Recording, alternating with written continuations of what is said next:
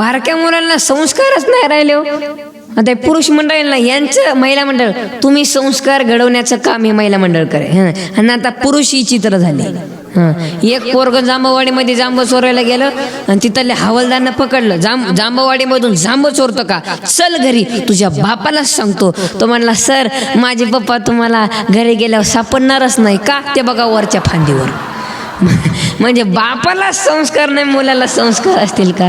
एक पोरग माझ्या पुढं तंबाखू चोळत होतं. मी म्हणलं ए तंबाखू चोळ नको, चल घरी, तुझ्या बापाला सांगतो.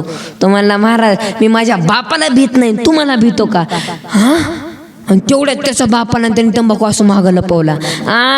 मी म्हणलं आता कसं भेला. तो म्हणला महाराज मी भेलो नाही, ह्याच्यातला अर्धा तंबाखू माझा बाप मागित आहे. म्हणजे आता बापाला संस्कार नाही, मुलाला संस्कार असतील का. म्हणून 80% महिलांचं काम आहे मुलांना संस्कार घडवण्याचं काम आहे ना, हे तुमच्याकडे घडवलं पाहिजे हो.